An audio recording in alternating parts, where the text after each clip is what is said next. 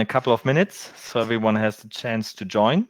And I'm very happy to see you the first time in 2024. So see you in a couple of minutes.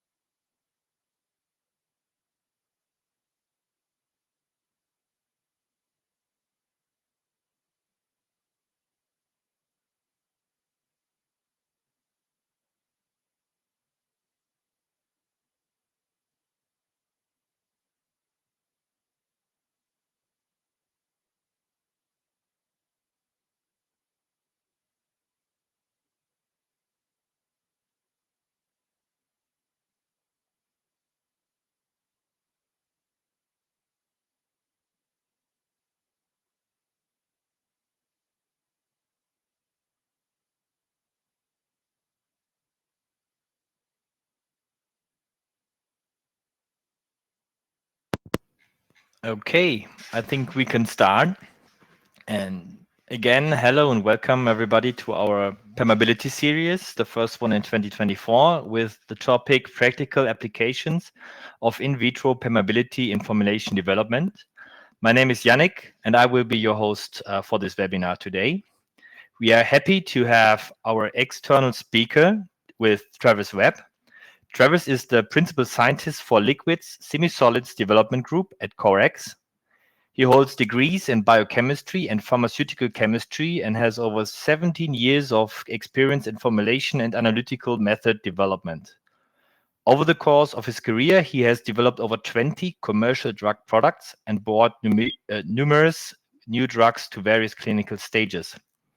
His formulation background includes oral solids and liquid, injectable, pulmonary, and typical dosage forms. If you have detailed questions regarding the case studies, Travis is happy to answer them in the Q&A session, so you can write your questions in the chat on your right side. And after or at the end of the presentation, we will also provide the slides, and a link to the recorded webinar will be sent to you latest on Monday. Without further ado, I give the word to Travis. Enjoy the presentation and see you at the Q&A session again. Thank you.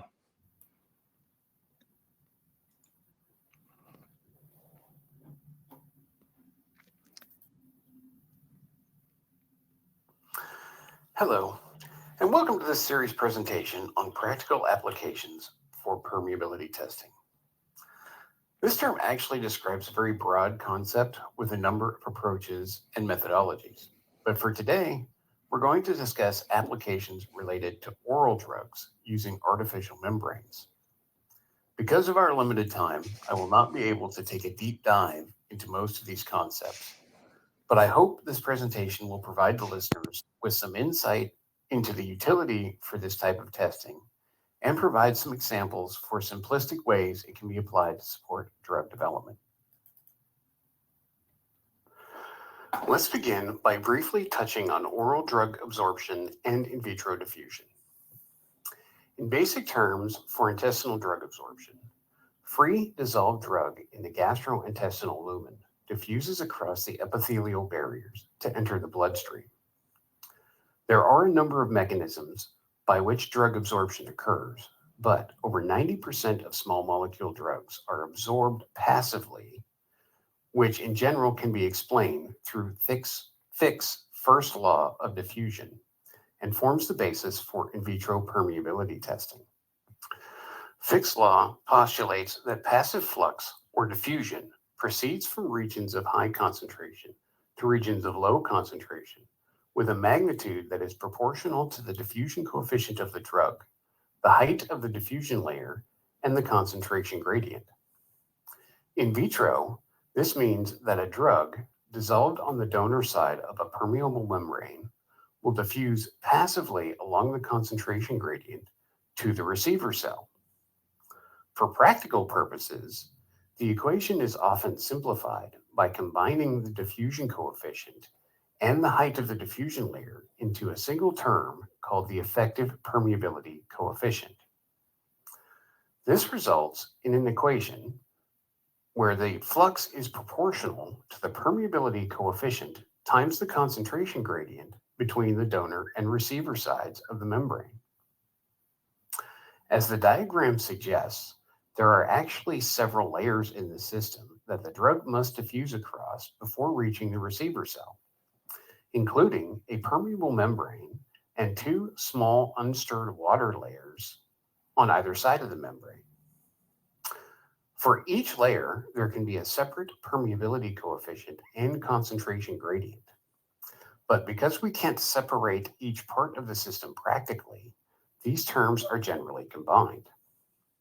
In this case, the concentration gradient is calculated as the total difference between the donor and receiver sides of the membrane, while the permeability coefficient actually results from the sum of all permeabilities in the system, which can include the particle boundary layer for the solid drug dissolving into solution, the permeability of the unstirred water layers, and the membrane permeability itself.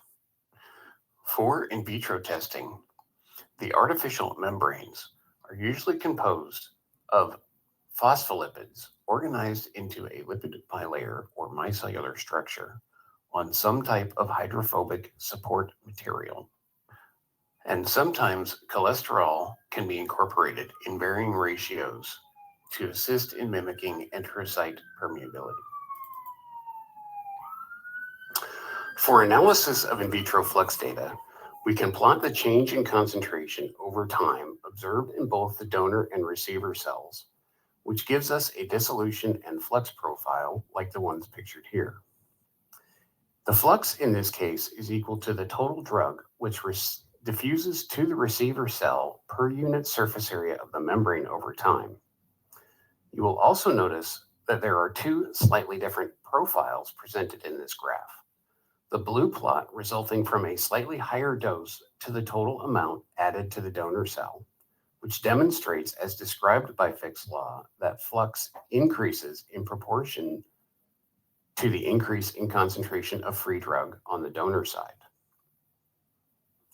Going back to our previous equation, where flux is equal to the permeability coefficient times the concentration gradient, the permeability coefficient can be calculated dividing the flux by the concentration difference between the donor and receiver sides of the membrane. A slightly different version of this equation can also be used, which can account for differences in the partition coefficient by incorporating the saturation solubility for the analyte in each phase into the calculation. I generally prefer this approach because it can help account for changes in solubility, which can impact permeability and flux, but it does require some extra work because you will need to determine the saturation solubility of the analyte in the donor media, receiver media, and in the membrane prior to beginning your experiments. Now, this has just been a very high-level introduction to what we refer to as Fickian diffusion, but it should provide the listeners with the background needed to support the rest of our discussion. However, for those who are interested in further reading or research, I have provided a short list of references at the end of this presentation, which dive a little bit deeper into the theory and calculations behind in vitro permeability and include some discussion of the effects of solubility versus permeability. Now we're going to take just a couple of minutes to introduce you to two different types of instrument setups that we use here at CoreRx. There are a number of different instrument setups that you can use to conduct permeability testing, but here at CoreRx we have two different types. The first is the Pion µFlux side-by-side diffusion cell system that's composed of two 20 to 25 milliliter glass half cells separated by a biomimetic membrane. Each paired set is contained in a jacketed holder to control the temperature. The membrane in this case is a 25 millimeter PVDF filter impregnated with phospholipids dispersed in dodecane. The permeability of this membrane has been studied extensively and has demonstrated comparable permeability to the human intestine for a number of model compounds. Both the donor and receiver cell are stirred continuously throughout the test, and the stirring speed can be adjusted between 25 to 150 RPMs. Detection in this case is performed in situ using fiber optic UV probes with variable path lengths that provide detection down to 1 or 2 micrograms per mil and up to milligram per mil concentrations. Typically, when using this apparatus, the dose is scaled 1 to 10 or 1 to 12 because of the difference between the small volume in the in vitro system and the average human intestinal volume. The other setup that we use here at CoreRx is the Permetro from Logan Instruments. This is a modular flow-through system which consists of a dissolution bath, auto sampler, and several pumps for circulation and sampling of the various chambers. It is also a side-by-side diffusion cell apparatus with 8 cells contained in an electric heating block for temperature control. The donor side of the cell is linked to a dissolution bath via recirculation parallel to the membrane surface. And the receiver side is a fixed volume that is stirred continuously by magnetic stirrer. However, the unit replaces the entire volume of the receiver compartment with fresh pre-warmed media after each sample point, which helps maintain the concentration at near zero, providing the infinite sink condition. One of my favorite features for this is that it uses a pre-prepared lipid membrane with a larger surface area called a PermeaPad, which has also been extensively studied and compared to human intestinal permeability using a number of model compounds. Each one of these setups has its own advantages and limitations. For instance, the µFlux small volume makes it ideal for testing or comparing APIs that may have a limited supply, and it's very useful for rapid excipient screening. But the fixed receiver volume means that extra work must be put in to identify a sink media with sufficient saturation solubility. This is important because as the concentration relative to saturation in the receiver media increases, the effective concentration gradient decreases and will impact the measured flux and permeability. This can be observed through curvature in the flux plot, which increases over time to almost resemble a logarithmic correlation. The small volume is also not suited for testing tablets or capsules because we would have to cut them apart in order to execute the dose scaling. On the other hand, because the Permetro recirculates through a USP dissolution bath, it's ideal for testing or comparing finished products. And the total volume replacement in the receiver cell helps prevent concentration-related impacts on the flux, which allows for longer analysis periods. Just as a side note, the two units do employ a different type of permeable membrane, which can result in some differences if you're trying to bridge data between the two. In general, I have found that the measured flux and permeability for BCS class 2 and 4 compounds are similar between the two instruments, but class 3 compounds tend to show some differences.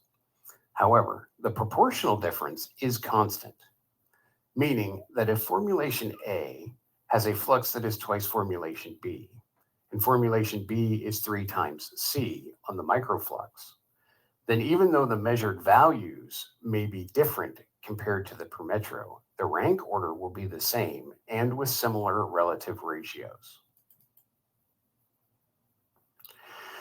Using these two instruments, we can perform a number of different studies for in vitro permeability, but it is not as simple as a plug-and-play process, and there are a number of things that need to be taken into consideration when performing this type of testing. The first, of course, is the purpose. Getting directly predictive data like AUC or fraction absorbed using in vitro permeability with artificial membranes can be somewhat tenuous and usually requires sophisticated modeling programs to improve the accuracy. Even then, the degree of variance is higher, and I have typically come to expect a 40 to 70% in vitro in vivo correlation for this type of prediction. Comparative or relative studies are more direct, and at least as far as I have found so far, to be more reliable. For these types of studies, the drug substance or formulation with an existing set of PK data is tested in vitro and used as a reference for the test sample or formulations. The relative in vitro differences between the reference and test samples can be used to predict changes in the PK. While I have found this to be a pretty reliable method, there are still a number of considerations to take into account, such as the properties of the drug, biological processes, and formulation impacts. Some of the most common physicochemical effects I have observed are related to characteristics such as log P. Just as an example, compounds with a log P value between 3 and 4 tend to have a membrane rate limited permeability due to a low diffusion coefficient. Higher log P values also tend to be difficult because the partition coefficient between the membrane and the receiver media can impact the flux. The pKa of your compound is also an important factor for ionizable drugs. When dealing with these compounds, you need to consider changes in the physiological pH in the intestine, but also between the intestinal fluid, cytoplasm, and the blood, because the ionization state of the drug will impact permeability. Active transport phenomena are also obviously important because we can't simulate these with artificial membranes. When performing excipient screening, you must be aware of excipient effects that can impact your results. For instance, SPAN80 which is a lipid-soluble surfactant, will partition into the lipid membrane and alter the intrinsic permeability, and can even increase thickness of the lipid layer, which decreases flux and permeability.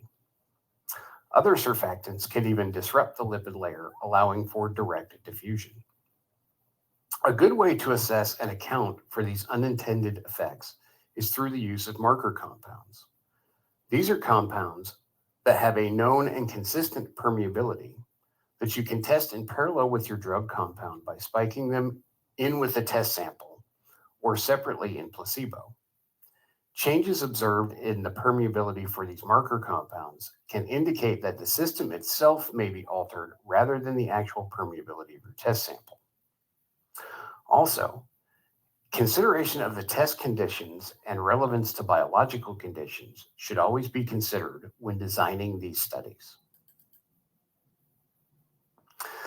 That concludes the brief introduction, and now we get to the part that I'm sure that most everyone really wanted to hear about, and that is how we've applied in vitro permeability successfully in the lab. Our first case study is an example where we used in vitro flux and permeation testing to resolve a bioequivalence issue in the generic formulation development. In this instance, we were developing a generic 15% weight to volume oral suspension containing a BCS class 4 drug. This particular drug substance was also known for having low and highly variable drug absorption due to 2-compartment distribution. Prior to the initial pilot BE study, multiple analyses were conducted on several lots of the RLD to qualitatively and quantitatively match most of the excipients. Extensive testing was also conducted to match the various physical and chemical properties of the reference formulation. Now today I'm presenting the data in parallel, but in reality, we had our first formulation which demonstrated a good qualitative and quantitative match to the RLD, fail the pilot BE, and necessitate a second round of development. During this additional development, we incorporated the flux testing to try and determine the root cause for the difference in bioavailability. For the flux testing in this case, we used the pion µFlux, which was manageable because it was a liquid preparation, so we were able to scale the dose appropriately. We also conducted a number of studies to identify a suitable receiver sink media and screen the permeability to define the analysis time. A review of the standard analytical comparisons suggested that both formulations were a good match to the RLD. But during the flux studies, it was found that one of the hard-to-quantitate polymer components had a linear impact on the permeability of the drug, but did not affect any of the standard physical or chemical properties based on the tests that we normally run. From these findings, we refined the new formulation and compared both the original generic and new generic formulations to the RLD for flux and permeability. We did find that the old formulation had an absolute flux ratio compared to the RLD of approximately 210%, but the new formulation was almost a perfect match, and both the upper and lower limits for this formulation were within the 90% confidence interval based on the acceptance range defined for the first pilot BE study. Based on these results, the new formulation was approved and submitted for a second round BE study. The results for the new formulation showed it to be almost a perfect match for the RLD. This formulation was ultimately accepted by the FDA and is currently available on the market. There are numerous other examples for the work that we have executed here at CoreX, but also in the literature, that demonstrate the utility and accuracy for this approach to comparative in vitro permeability predictions for generic applications. But this same approach could also be used to compare formulations for new development or de-risk formulation changes. As an example of this approach, in our next case study, we used both the µFlux and the Permetro to de-risk a combined change in the API form and a change to the composition of the tablet formulation in a new drug product development. The phase 1 clinical studies in this case were performed with a free acid form of the API as a quick direct blend to compression tablet. But this formulation displayed several processing issues which could potentially negatively impact scalability, and affect downstream manufacturing. The new dosage form being investigated was a film-coated tablet which incorporated a salt form of the API with improved flow properties and potentially better stability. Because of my limited time today, I did not present the API comparison, which was performed using the µFlux. But the summary for those findings were that the salt form of the API actually displayed a faster intrinsic dissolution with a slightly lower steady-state solubility in FASF, and subsequently a slightly lower flux. Also, prior to executing the drug product comparison, we performed several additional studies on the APIs to assess solubility and stability in various media. We also executed full testing on each formulation for the drug product included in the study to make sure that the assays and CU were similar and that all of these samples were within their respective specifications. A pilot study was also executed to estimate the flux and permeability as well as the variance for each formulation. This step is important to select the appropriate test duration, for which we typically want to see diffusion of not less than 5%, but not more than 30% of the total dose. Based on the pilot study, a duration of 7 hours was selected for flux. The variance determines the amount of replication required for statistical significance.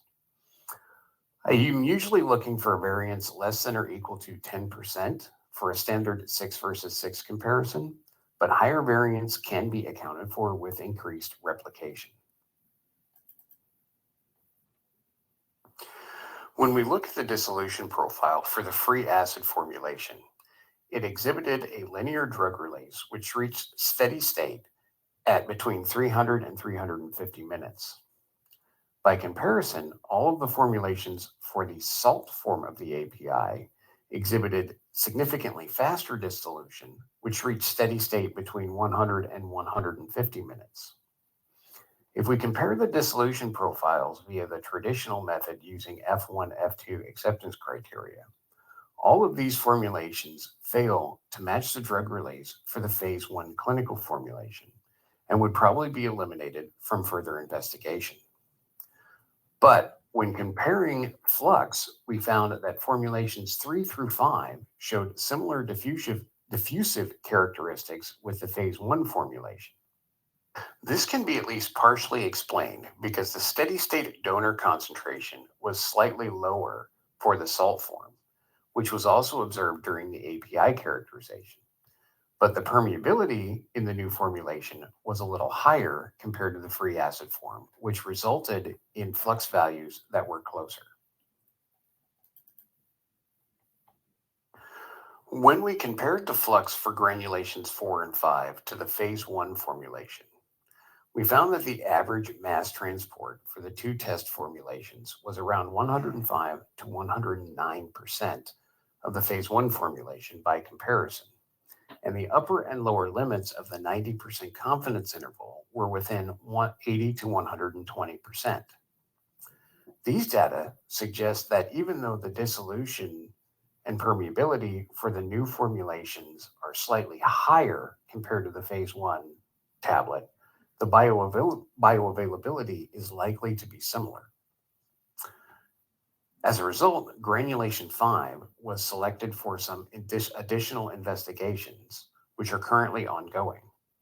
But it is important to note that the conclusions concerning flux and permeability for the salt form and the free acid forms mirrored the findings from a CATCO2 cell permeability study conducted by an independent laboratory. This is just one example, but we have used this type of comparative approach to screen and select formulations for improved bioavailability in 3 separate projects. The in vitro predictions in all 3 instances were confirmed in either animal or human PK studies. In one specific instance, we resolved a bioavailability issue with a rectal suppository. During the comparative flux testing, we were able to determine that the oily matrix for the suppository was retaining the drug in the lumen and not allowing it to be absorbed. the alternate formulation we provided based on the flux data improved both the AUC and fraction absorbed by threefold. For the last case study, I wanted to present a method that we have used to help us characterize new drug substances and select formulations for improved bioavailability. If we recall the first diagram, which depicted the different layers or phases, so to speak, that the drug must diffuse across to reach the receiver side, we observe that each phase can have different diffusive properties. Now, if we view the system in terms of the resistance to diffusion, we observe that the total flux will change differently in response to the donor concentration and the point of highest resistance, which is the phase with the lowest permeability. For example, if the membrane permeability is significantly greater than the permeability of the particle boundary layer or the unstirred water layer, then we tend to see a solubility or dissolution rate limited factor for flux. As a result, we see that increases in solubility of the free drug, higher doses, and/or smaller particle sizes can increase the flux proportionally, although permeability remains constant. Conversely, if the membrane permeability is significantly less than the other permeabilities in the system, then it becomes the rate limiting factor. In this case, increasing solubility, dose, or reducing particle size do not tend to have a significant impact on the flux. Use of surfactants and colloids to increase the apparent solubility by increasing the bound fraction in solution, in some cases can actually decrease the flux. For drugs with a membrane rate-limited permeability, permeability enhancers or changes to the drug form are the best approach to improving bioavailability.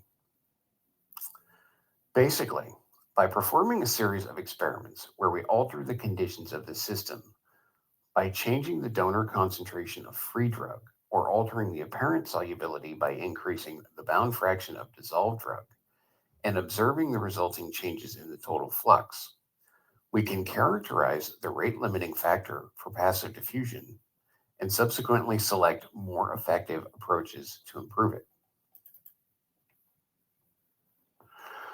For demonstration on how these phenomena can be employed, I present a comparison of two compounds. The goal for each study was to identify the rate-limiting factor for passive diffusion to help select the best approach for bioavailability enhancement. First, we evaluate the potential for solubility or dissolution rate limiting permeability. This is executed by dissolving the drug in DMSO so we can control the concentration of free drug in solution on the donor side. Each compound was spiked into the donor cell at 3 different and increasing concentrations to observe the resulting change in the flux profile. When comparing the resulting flux data, you can clearly see that compound A showed no change in flux between 150 micrograms per mil and 600 micrograms per mil on the donor side, while compound B increased approximately 1.6 times over the same increase in dose. From these data, we can now start to see differences in diffusive behavior between these two compounds, where compound A is beginning to show potential for either an aqueous bound layer and or membrane rate limited permeability, while compound B appears to be potentially a combination of solubility and dissolution rate limited permeability or membrane rate limited permeability.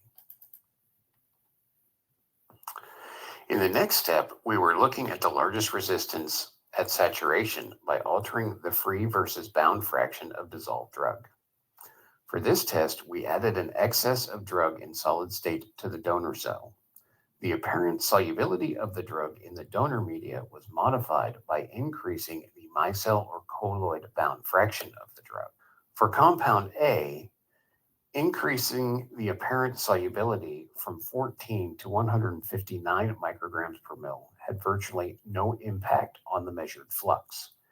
But in the case of compound B, which, by the way, had a solubility of less than 0.01 milligrams per mil in water, increasing the colloid bound fraction actually decreased the flux pretty significantly. The results go back to something that I had mentioned pretty much in passing earlier. But because the solubility of the drug is so low, increasing the concentration of surfactant actually reduced the free concentration of the drug and thus the flux. And this is because the increase in bound fraction actually shifts the partition coefficient in favor of the donor media versus the permeable membrane. Based on the results, it was concluded that compound A demonstrated a membrane rate limited permeability, while compound B showed a combination of membrane plus dissolution rate limited permeability. Additionally, based on the analysis of the combined dissolution and permeability data, several assumptions were made for each drug compound concerning bioavailability and the best formulation approach. During later stages of the formulation development, these assumptions or hypotheses were confirmed during single dose or multiple dose animal PK studies. One of these compounds has actually been included in an approved drug product that is currently on the market. The second compound is still under clinical investigation but is doing well. But the final outcome for these products do demonstrate the utility for characterizing the permeability of your API and how it can be used to support your formulation development and select the best path to improve bioavailability. Unfortunately, I was not able to share the in vivo data for these examples, but I do have a PK comparison for another formulation development in which a similar approach was employed. Here we have a comparison of the flux for the native API, which demonstrated solubility or dissolution rate limited flux, and for the permeability of the bioavailability enhancing formulation. The in vitro flux and dissolution data indicated that the drug product formulation was expected to increase bioavailability by 2.5 to 2.9 times. Ultimately, the dose for the formulation was decreased by 50% compared to the early phase API and capsule formulation. Comparison of the PK data showed that the relative bioavailability for the enhanced formulation was equivalent to the capsule formulation, even at 50% of the total dose. In this example, the predicted increase was higher than what was observed in vivo, and the final formulation decision took into account several sets of data, including independent solubility and dissolution data. The example shows not only the utility for in vitro flux studies, but also demonstrates that you should not depend on them exclusively. You should always test, retest, and challenge your results to make sure you're making the best decisions possible. In conclusion, we have shown that in vitro permeability testing can be a powerful tool for drug developers. It can be used to assess bioequivalence, de-risk formulation changes, or assist in selection of formulation strategies. But the user must be aware of the limitations for in vitro permeability and take some time to verify the results. And always expect some differences for in vitro and in vivo correlations. And as I mentioned earlier in the presentation, here are some references to supply additional information concerning the mathematical models and calculations, as well as some additional data on the biomimetic membranes we discussed briefly at the beginning of our talk. Thank you, and we will now take a few minutes to answer any questions that you might have.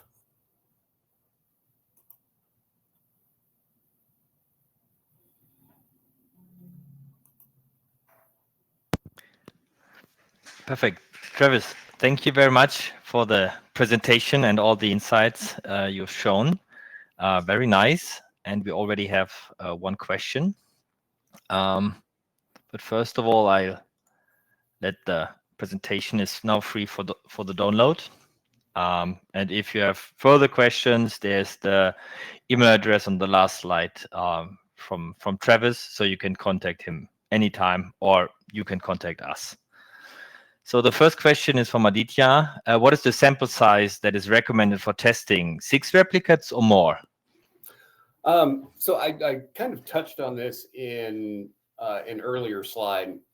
Much like any type of test, or even when you're talking about in vivo bioequivalency tests, we usually run a pilot study so that we can look at the variability for each sample and determine the number of replicates needed for statistical significance. Generally, if we have a low permeability, or I mean a low variance, something less than 10%, which we're talking about cell to cell, then 6 versus 6 will be an applicable route to go. If you have higher variability, which can occur in some cases, especially if you have really low permeability, then you may need to jump that up to 12 versus 12, or even we've done 18 versus 18. Thank you very much. Any more questions in the chat?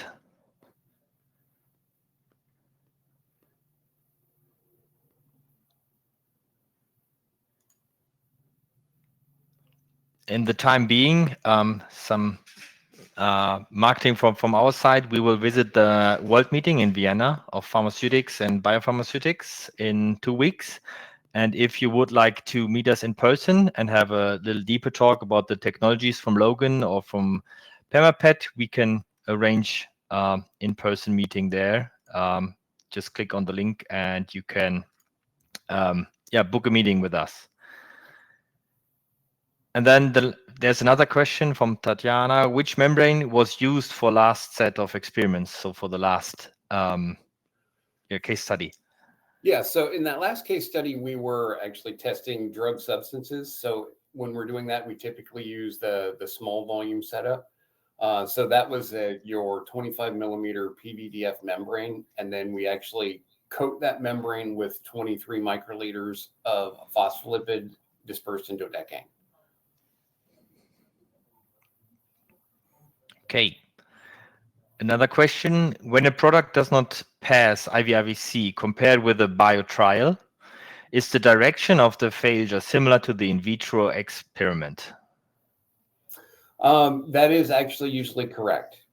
Most of the time when we see, when we're actually looking at these comparative studies, and as I referenced it just briefly, the typical approach that we take is if we have a formulation, say a phase 1 formulation, or even data from the API, any sort of PK data, whether it be dog or human data, and then we test that under the same circumstances that we're going to be testing our development samples, whether it be formulations or a new form of the API. Then we not only see that the rank order or direction of those differences is the same, but also the magnitude is very similar.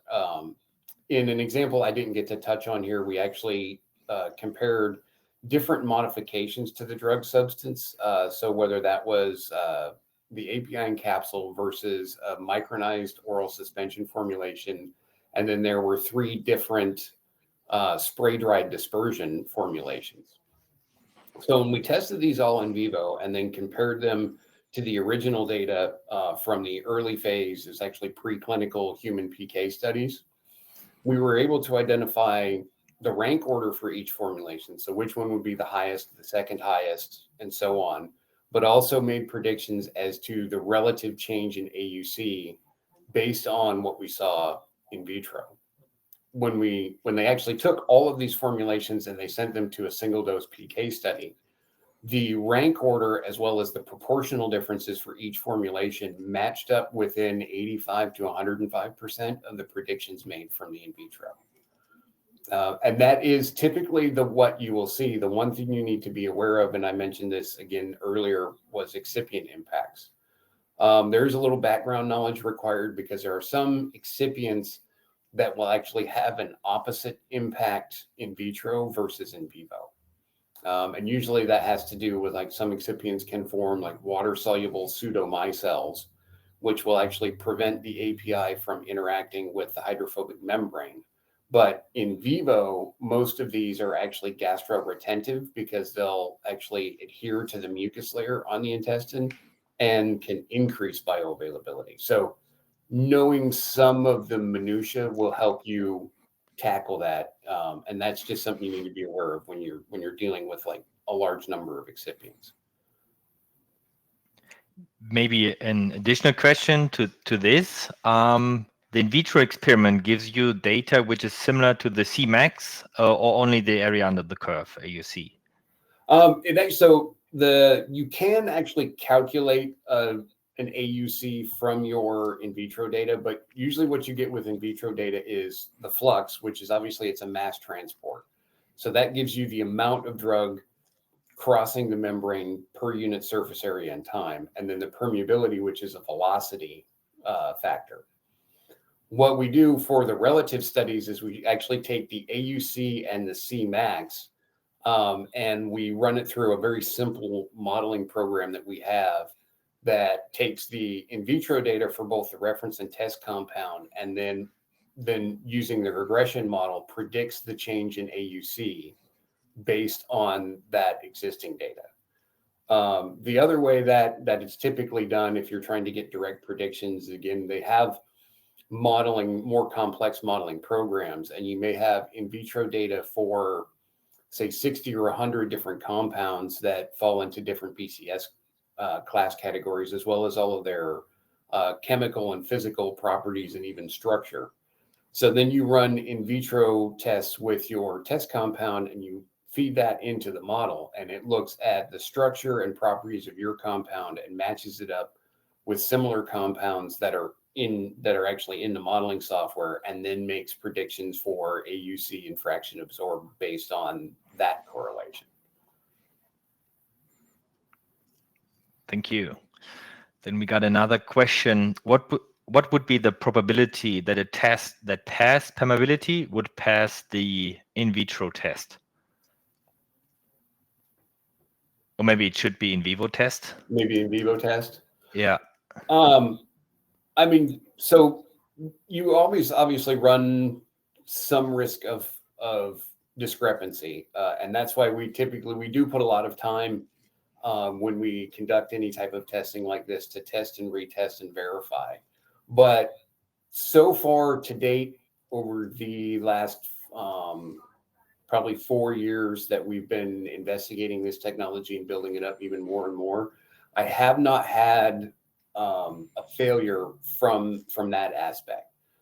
So when we've tested generic compounds to determine whether or not their probability of being bioequivalent to their reference compound, those data have always matched up. Not always exactly. Usually about 85 to 115% is the range I usually see for the correlation.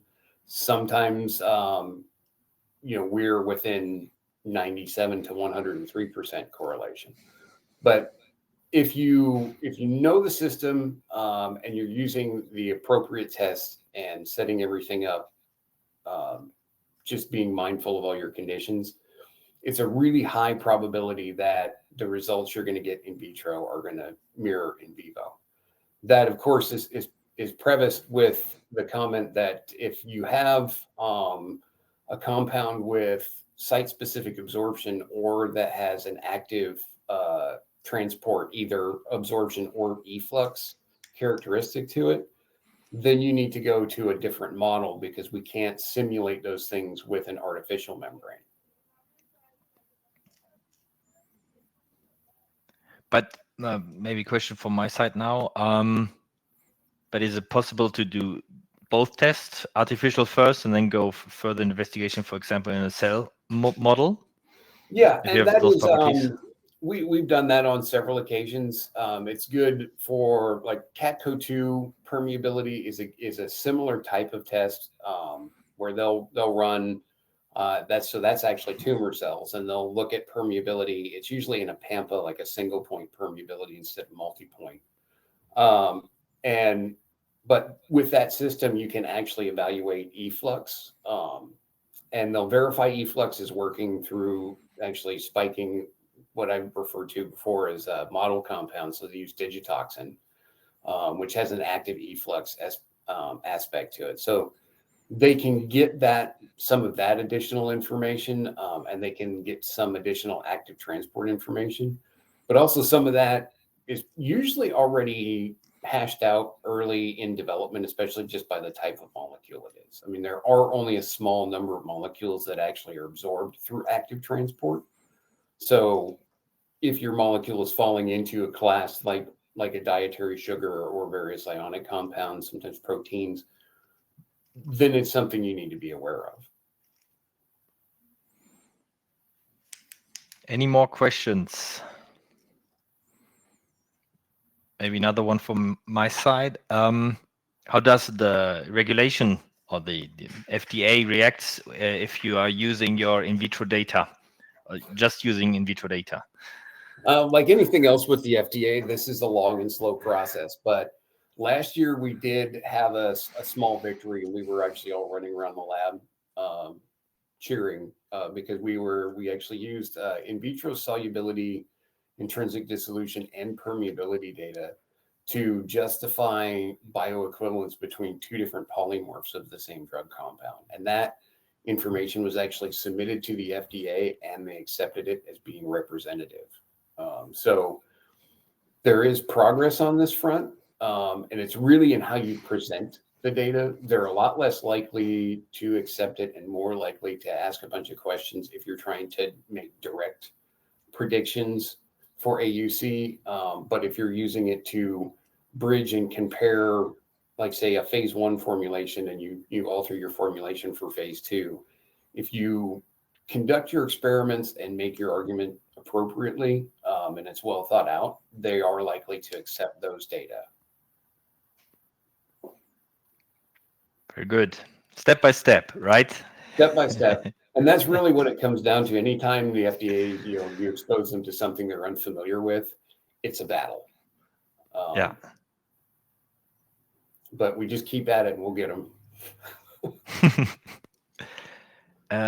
2 more questions. How can we ascertain the type of membrane required for testing? Is there a specific method, or should we evaluate sustainability by testing both types? So the reason, and actually in the apparatus that the 2 that I was showing here, there's a reason that the membranes are slightly different. So the Permetro being a flow-through system, there is some, it's not very high, but there's some slight pressure variances on either side of the membrane. So that membrane actually is a double layer film that has a mesh backing that it goes against that prevents you from, 1, disrupting the lipid layer, and 2, rupturing the membrane. For the other type of membrane, where it's actually just a hydrophobic membrane that's impregnated with the media, if we put pumping pressure against that, it's going to push it off the membrane. So that is then appropriate for something that is more like a concentric stirring type of apparatus.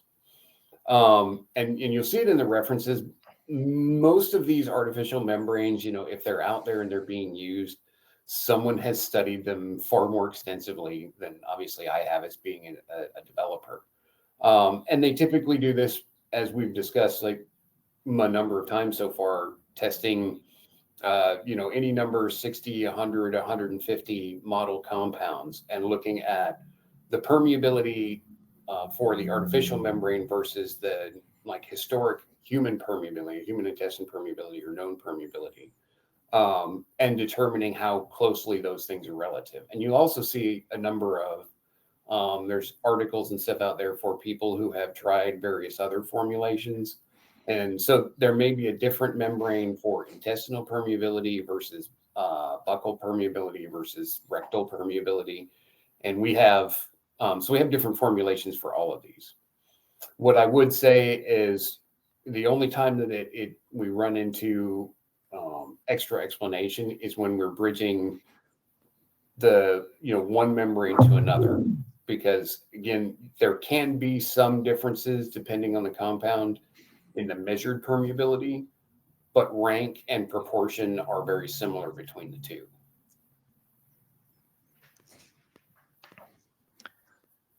Thank you.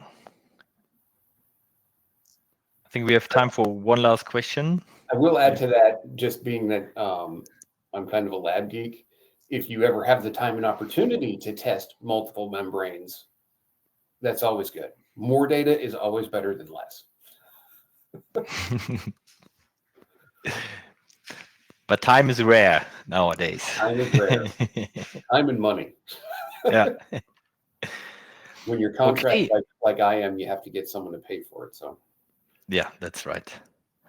All right. I think if any more questions arises, you can contact us or Travis directly. Travis, thank you very much for your presentation and all your insights. I think it was very useful. All the best and see you soon.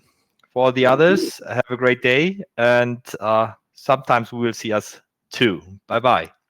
bye.